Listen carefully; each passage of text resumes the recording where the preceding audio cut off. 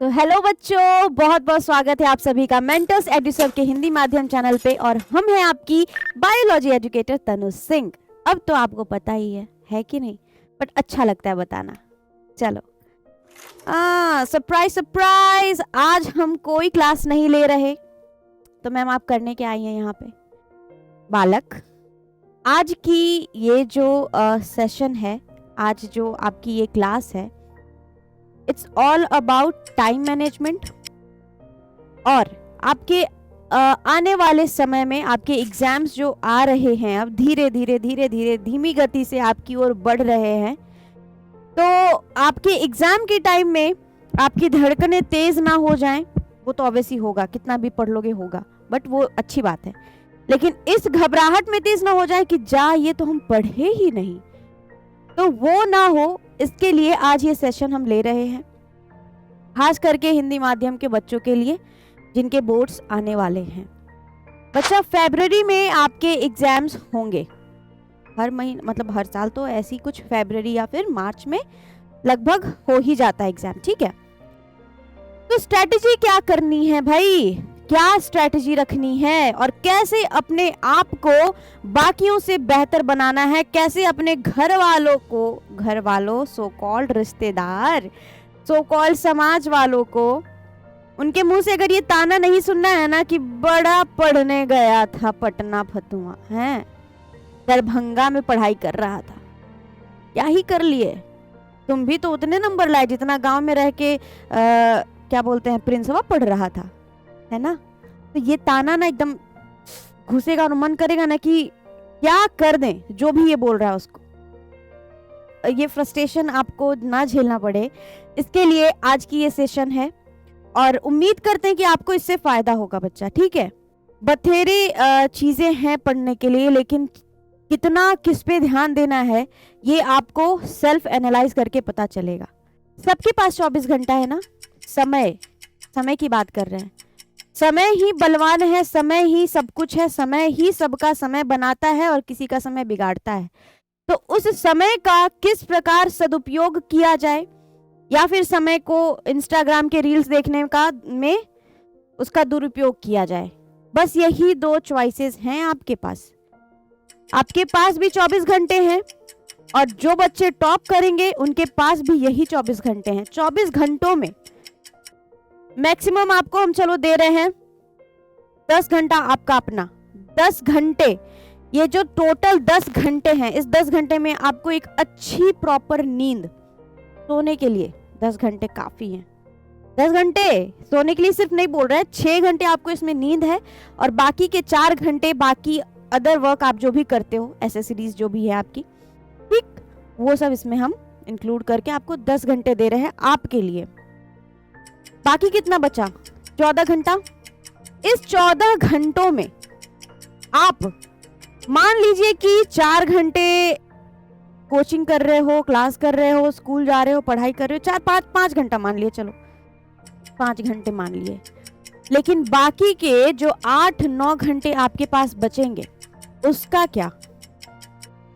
बाकी सारी चीजें हर एक बच्चा कर रहा है, हर एग्जाम में बैठने वाला हर एक बच्चा यही कर रहा है, वो भी 6 घंटे सो रहा है, बाकी 3-4 घंटे उसके डेली रूटीन के दरमियान उसके खर्च हो रहे हैं, ठीक है? 3-4 घंटे 5 घंटे वो मान लो स्कूल जा रहा है, कोचिंग जा रहा है, क्लासेस कर रहा है। बाकी के जो 5 घंटे 6 घंटे या 8 घंटे बच रहे हैं, इस 8 घंटों में, इन 5 घंटों में, 7-8 घंटों में वो खुद को किस तरीके से तैयार कर रहा है अपने एग्जाम के लिए, अपनी पढ़ाई किस तरीके से कर रहा है, बस वही 7 से 8 घंटे उसके रिजल्ट को डिक्लेयर करते हैं। समझ में आई बात? अब मान लो कि तुम स्कूल से पढ़ के आ गए और जाकर के घर में सो गए, आज बहुत पढ़ाई हुआ मम्मी, थक गए हैं हम, पढ़ने का मन नहीं कर रहा, आज हम बहुत पढ़े हैं। तुम जाके घर में रिलैक्स, एकदम चिलैक्स हो रहे हो, चिलैक्स हो रहे हो, हैं? जाके फोन चला रहे हो, इंस्टाग्राम चला रहे हो, टीवी देख रहे हो, गेम खेल रहे हो, बकैती करने में टाइम पास कर रहे हो। वही दूसरा बच्चा जो 4 घंटे 5 घंटे स्कूल में भी अच्छे से पढ़ाई किया और घर आकर के भी अच्छे से पढ़ाई किया, बताओ वो तुमसे 10 कदम आगे जाएगा कि नहीं जाएगा? जाएगा ना? तो फिर उठो, जागो, नहीं तो फिर बहुत देर हो जाएगी बच्चा। समझ में आई बात? अपने लिए नहीं तो कम से कम अपने परिवार के लिए, अपने माता पिता, परिवार में कौन? माता पिता, और कोई नहीं। माँ बाप के अलावा यहाँ आपका कोई सगा नहीं है। जब आप बहुत अच्छा करोगे तो कोई सामने से तारीफ करने नहीं आएगा, क्या बात है बेटा, इतना अच्छा कर रहे हो तुम, लाइफ में इतनी अच्छी चीजें कर रहे हो, इतना अच्छा अचीवमेंट मिल रहा है तुमको। कोई सामने से आपको इस चीज की बधाई देने भी नहीं आएगा। वहीं तुम जीवन भर में कितने ही अच्छे विद्यार्थी रहो, कितना ही अच्छा बच्चा रहो, लेकिन कोई एक गलती, ठीक है, कोई एक गलती तुम कर दो जो कि समाज के लिए वो गलती है, तो देखो तुम्हारा पूरा मतलब पूरे जीवन काल के लिए वो एक तरीके से धब्बा बना के तुमको बार बार याद दिलाया जाएगा। सिर्फ तुमको नहीं, तुम्हारे माता पिता को भी ये चीजें बार बार याद दिलाई जाएंगी। तो अगर ये जिल्लत नहीं चाहते हो और सबका मुंह बंद करना चाहते हो तो उठो, जागो, लड़ो उनसे और पढ़ो, क्योंकि अभी के समय में पढ़ाई ही ऐसी चीज है, सक्सेस ही वो कुंजी है जिससे तुम सबके मुंह पे ताला मार सकते हो। तो इतना सक्सेस करो, इतना सक्सेस करो कि बाकी जो लोग भी हैं तुम्हारे सो कॉल्ड क्या बोलते हैं उनको, शुभ चिंतक, वो सब अपने आप तुमसे साइड हो जाए और तुम्हारी फैमिली, तुम्हारे माता पिता से साइड हो जाए। ठीक, क्योंकि अब तुम्हारा उनको पता चल जाता है कि अब इसके परिवार के पास, अब इसके पास हाथ, बोलते ना समय पलटता है, अब इसके पास वो पावर है कि ये हमको जवाब दे देगा। तो इज्जत तो भाई सबको प्यारी है ना।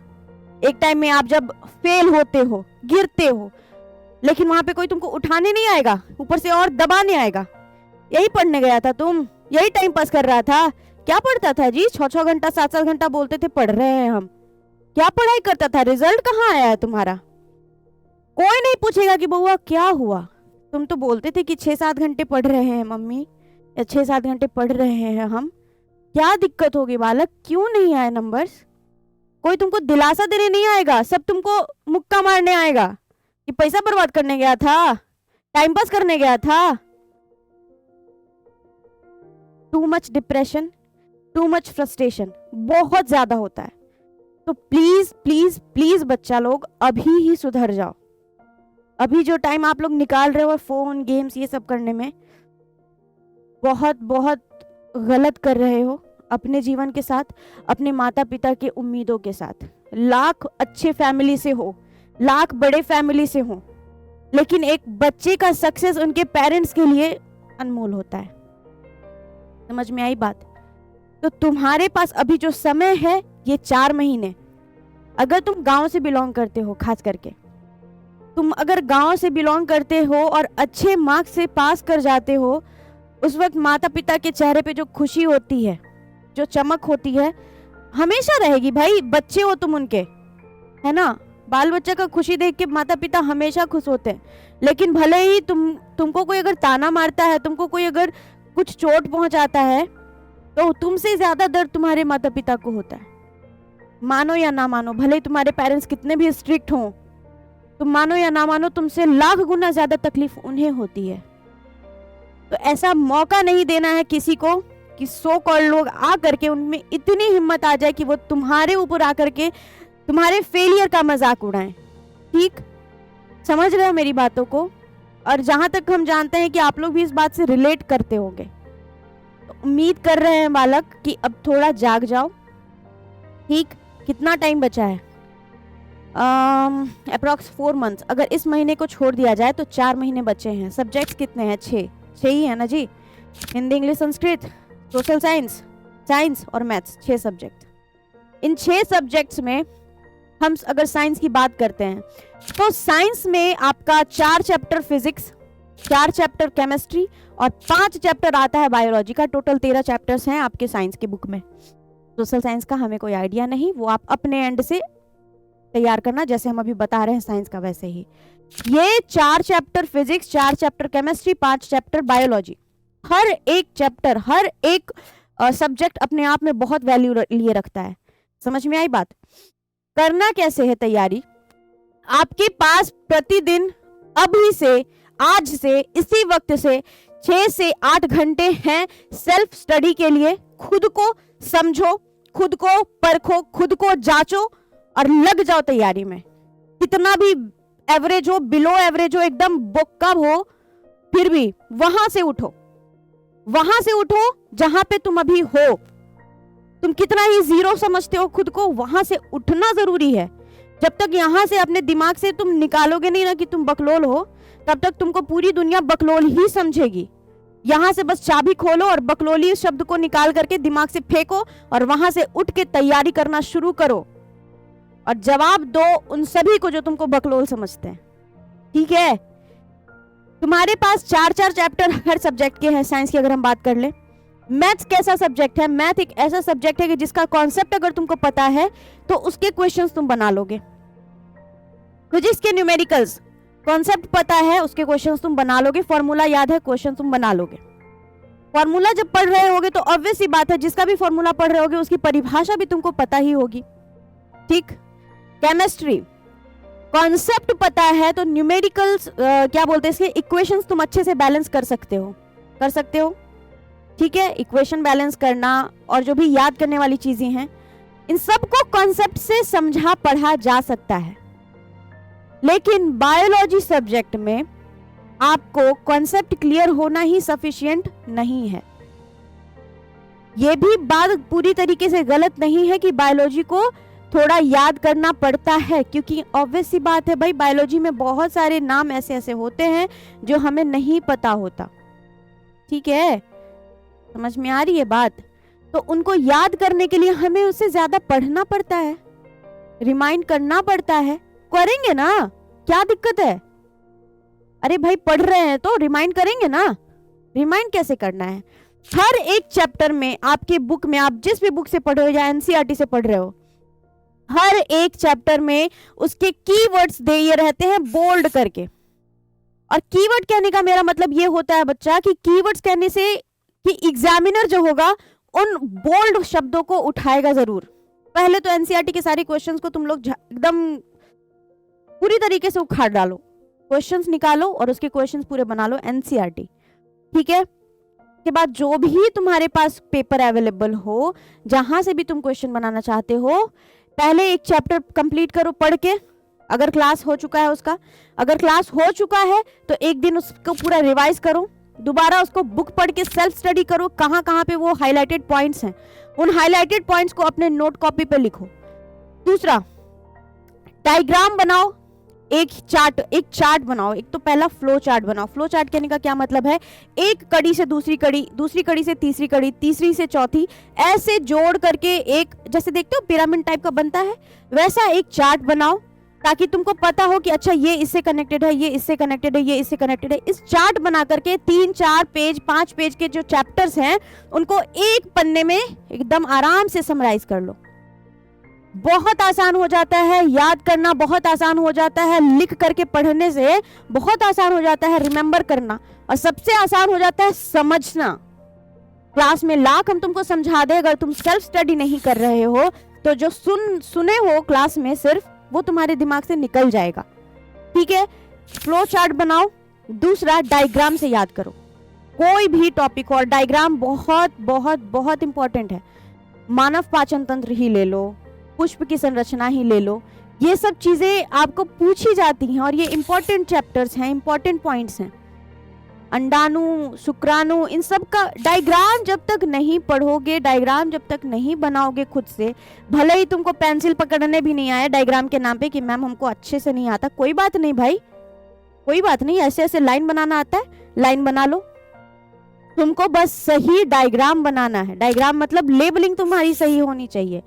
एग्जामिनर ऑब्वियस सी बात है, अगर तुम डायग्राम परफेक्ट बनाते हो तो वो बहुत एकदम दिल गार्डन गार्डन हो जाता है उसका और वो अच्छे मार्क्स देगा।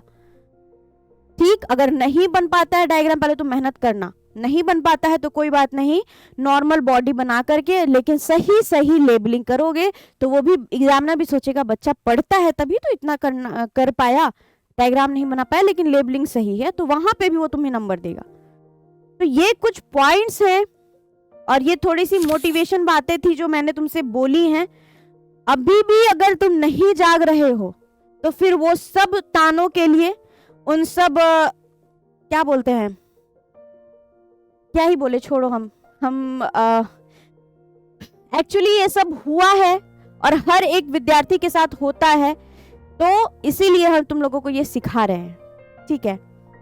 कोशिश करो कि ये दिन ना देखना पड़े, कोशिश करो कि अभी भी सुधर जाओ।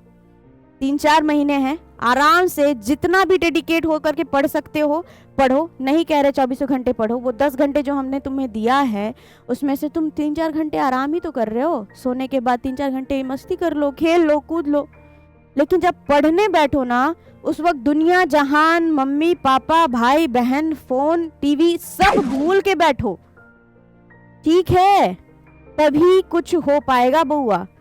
नहीं तो आज अगर 0 पे हो तो कल -0 में चले जाओगे। अगर यही स्थिति रही, आज अगर एवरेज हो तो 0 पे चले जाओगे।